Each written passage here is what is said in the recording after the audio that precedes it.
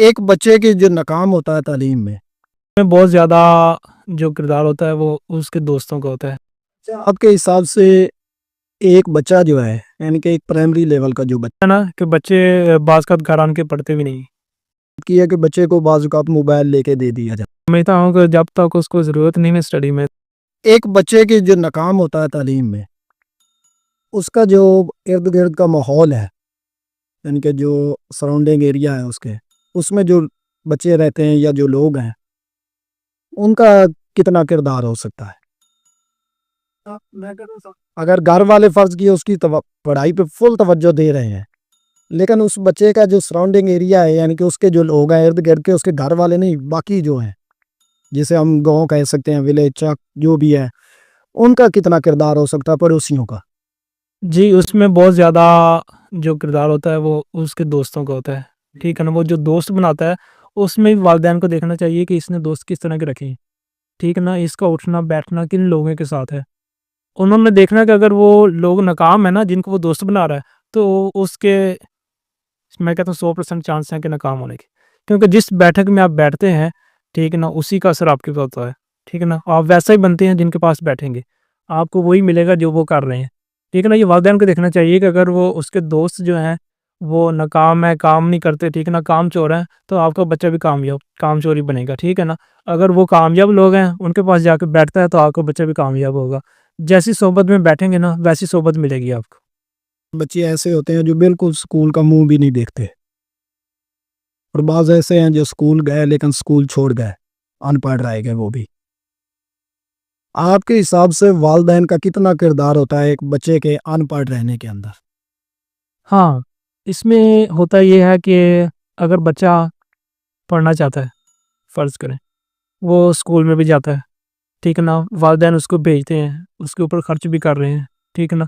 लेकिन उन्होंने उसकी कभी खबर ही नहीं ली कि वो स्कूल में जाके करता क्या है, ठीक है ना? उन्होंने कभी स्कूल में गया ही नहीं, टीचर से पूछा ही नहीं है, हमारा बच्चा काम करता है, नहीं करता, टीचर से भी नहीं बताया उसको, ठीक है ना? हमारा बच्चा कैसा पढ़ रहा है, कैसा काम कर रहा है। तो फिर वो क्या करते हैं कि स्कूल में जाते हैं, ठीक है ना? वहाँ से पढ़ लिया, ठीक है ना? वहाँ पे मार भी पड़ी होगी उनको, ठीक है ना? लेकिन वो कहते हैं कि कोई नहीं, कोई बात नहीं, 1-2 डंडे लग जाएँगे, कोई बात नहीं, ठीक है ना? लेकिन वो घर आन के मेहनत नहीं करते, घर वाले उससे पूछते नहीं हैं, ठीक है ना? एक प्रॉपर तवज्जो नहीं दी जाती बच्चे के ऊपर। वो कहाँ जाता है, किसके साथ रहता है, कहाँ उठता है, कहाँ बैठता है, ठीक है ना? वो घर में आन के ज़्यादा जो टाइम है वो वेस्ट करता है मोबाइल पे, ठीक है ना? लैपटॉप पे, एलसीडी पे, टीवी पे। अगर बच्चे के ऊपर वालिदैन तवज्जो नहीं देते, ठीक है ना? तो वो उसमें ज़्यादा चांस होते हैं कि बच्चा अनपढ़ रह जाएगा। ठीक। अच्छा, आपके हिसाब से एक बच्चा जो है यानी कि एक प्राइमरी लेवल का जो बच्चा है, उसका ज़्यादा से ज़्यादा पढ़ाई का ड्यूरेशन कितना होना चाहिए? हाँ, वो 4 से 5 घंटे। प्राइमरी वाला? हाँ, प्राइमरी लेवल का। ज़्यादा नहीं है बच्चे के हिसाब से? नहीं, बच्चे के वो ऐसा ना कि बच्चे बाज़-औक़ात घर आन के पढ़ते भी नहीं। अगर आप उसको स्कूल में क्योंकि ब्रेक लगे उसमें ये हो सकता है कि आप उसको ब्रेक थोड़ी-सी लंबी कर दें उसमें, ठीक है ना? 1 घंटे की ब्रेक कर दें उसको, 4 घंटे उसमें 1 घंटा ब्रेक बचती है, 3 घंटे बचते हैं, ठीक है ना? बच्चे को उस टाइम भी मिलना चाहिए खेलने का उसके दौरान। जो यानी कि मशहूर हमारे प्राइवेट इदारे हैं, उनमें तो तकरीबन ये 8 से 10 घंटे का भी ड्यूरेशन चल जाता है। उसमें देखा होगा आपने बच्चे कि जब वो घर वापस आते हैं ना, तो उनके चेहरे कभी देखा करें, बिल्कुल लटकाए होते हैं, ठीक है ना? एक जो मुस्कुराहट नहीं होती उनके चेहरे पे, ना एक चमक होती है, ठीक है ना? उनको बिठा-बिठा के ना को खेलने दिया जाता, ठीक है ना? उनके पास ज़ाहिर-सी बात है प्रॉपर ग्राउंड नहीं होते खेलने के लिए, प्राइवेट इदारों का जगह थोड़ी होती है, ठीक है ना? और फिर वो ऊपर से बच्चों को बिठाए रखते हैं शाम तक, ठीक है ना? उनकी कोई भी सरगर्मी नहीं होती बच्चों को जिसमें वो अपना खेल सकें। हाँ, तो ऐसे बच्चे मेरे ख्याल में वो ज़्यादा थके-थके होते हैं, वो चुस्त चालाक नहीं होते। ठीक है। तो बच्चों को प्रॉपर टाइम देना चाहिए पढ़ाई के लिए लेकिन उनको थोड़ा-सा खेलने के लिए वक़्त देना चाहिए। बच्चे के बैग का वज़न फ़र्ज़ किया उसके वज़न से ज़्यादा है, वो क्या करे उसको उठाने में? क्या मुलाज़िम रखें एक बैग उठाने के लिए? बैग लाज़मी रखना क्योंकि इतना बड़ा बैग दे दिया है कि बच्चे को कि उसके लिए उठाना मुश्किल हो गया। क्योंकि पहले सिलेबस कम होता था, बच्चे के उम्र के लिहाज़ से रखा जाता था, ठीक है ना? क्लास के लिहाज़ से कितना सिलेबस अ, अब जो प्राइवेट स्कूल उन्होंने इतना ज़्यादा सिलेबस डाल दिया, इतनी ज़्यादा बुकें डाल दी उसमें, ठीक है ना? कि बच्चे को वो बैग अपना उठाना मुश्किल हो गया। उठाना मुश्किल है, वो उसको पढ़ेगा कैसे? ठीक है ना? इतना ज़्यादा सिलेबस हो गया, उसके पास इतना टाइम ही नहीं बचेगा कि वो सारे को पढ़ सके। तो मेरे ख्याल में इसको काम करना चाहिए, ठीक नहीं? बच्चे के कंधों पर बोझ आएगा। तो हम देखते हैं कि बच्चा इतने शौक से स्कूल जा रहा होता है, वो पढ़ता भी ठीक है, काम भी करता है, सारा कुछ कर रहा है, लेकिन फिर दरमियान में कोई ऐसा टाइम पीरियड आ जाता है कि वो बच्चा बिल्कुल स्कूल जाने से कतरा रहा होता है। उसके लिए उनके अंदर वो जो शौक था वो ख़त्म, वो बिल्कुल नहीं जा रहा स्कूल। इसकी क्या वजह है कि एक बच्चा बड़े शौक से पढ़ता भी है, काम भी करता है, सारा कुछ उसको आता भी है, वो टीचर को काम पूरा करके दिखा रहा है, लेकिन फिर वो स्कूल जाने से कतरा रहा है। कोई एक टाइम पीरियड ऐसा आ गया उसके अंदर जाके। इस ऐसे बच्चों की क्या बारे में आपकी क्या राय है कि क्यों ऐसा होता है? हाँ, उन बच्चों को भी टीचर को देखना चाहिए कि ये कमी कहाँ पे आई है, ठीक है ना? एक बच्चा प्रॉपर मेहनत कर रहा है, ठीक है ना? काम बिल्कुल ठीक करके आता है, एक टीचर को पता है, लेकिन उसको जो उसकी वो वजह ढूँढनी चाहिए कि इसकी रीज़न क्या बनी है, कि बच्चा पहले बिल्कुल सही काम करता था, लेकिन अचानक इसको क्या बन गया, ठीक है ना? बाज़ दफ़ा आपने देखा होगा कि बच्चे बिल्कुल ठीक भाग जाते हैं, इनको वो उस जो स्टडी का दौरान ही उसके दौरान उसको मोबाइल लेके दे दिया जाता है, ठीक है ना? तो वो अपना ज़्यादा वक़्त जो है, वो जो अपने मोबाइल पे वेस्ट करता है, ठीक है ना? क्योंकि उसने जो पढ़ाई को वक़्त देता है, तो वो उसमें मोबाइल को दे रही है, ठीक है ना? उसमें टीचर को देखना चाहिए कि पहले बच्चा ठीक था, लेकिन इसको ये अब थोड़ा-सा नाकामी की तरफ जा रहा है, तो वजह क्या बनी है इसकी तरफ? क्यों नहीं काम कर रहा? ठीक है ना? टीचर अगर देखना चाहेगा देख सकता है, उसके घरवालों से रहनुमाई ले सकता है कि बच्चा पहले सही काम करके आता था, अब घर में क्या करता है आके? पढ़ता है, नहीं पढ़ता, कहाँ पे टाइम वेस्ट करता है, ठीक है ना? तो इससे टीचर को पता चल जाएगा। ठीक है, आपने अभी बात की है कि बच्चे को बाज़ औक़ात मोबाइल लेके दे दिया जाता है। आपके हिसाब से एक बच्चे को सेल फ़ोन कब देना चाहिए? यानी कि एक बच्चा है, उसकी किस एज में जाके हमें उसे सेल फ़ोन देना चाहिएगा?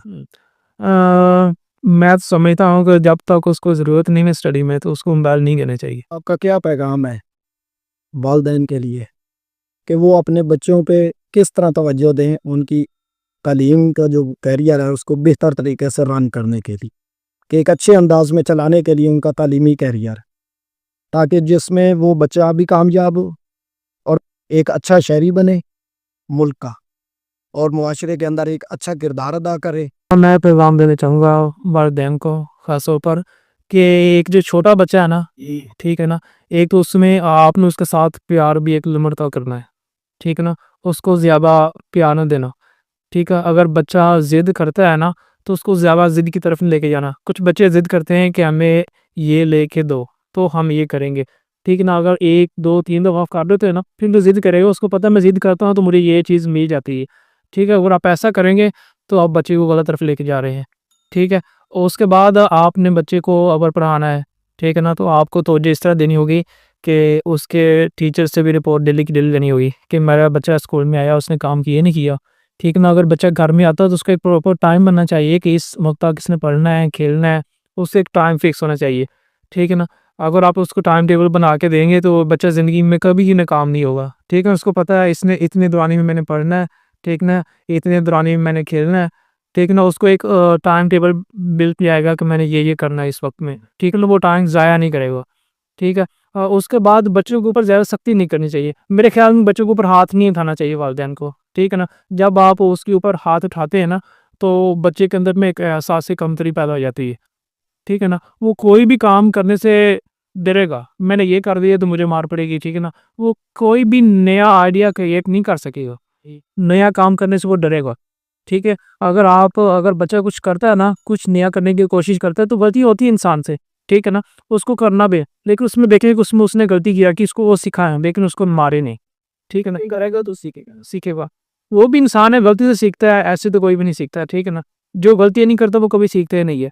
जो भी सीखता है वो गलतियों से सीखता है, ठीक है ना? ये नहीं कि एक वालिदैन को एक दोस्ताना माहौल बच्चे के साथ भी रखना चाहिए, ठीक है ना? वो ये है कि बाहर हम दोस्तों के साथ बैठते हैं तो उनके साथ कैसी गपशप होती है, वालिदैन से हम बात ही नहीं करते, ठीक है ना? अगर हम वालिदैन के साथ बैठेंगे, बच्चे वालिदैन के साथ बात करेंगे, तो एक दोस्ताना माहौल होगा तो हम उनके साथ अपनी प्रॉब्लम भी शेयर कर सकते हैं, ठीक है ना? कुछ बच्चे होते हैं उनकी कोई प्रॉब्लम होती है लेकिन वो शेयर नहीं कर सकते, ना अपनी मदर से ना फादर से, ठीक है ना? क्योंकि उनको वो एक दोस्ताना माहौल नहीं मिला होगा।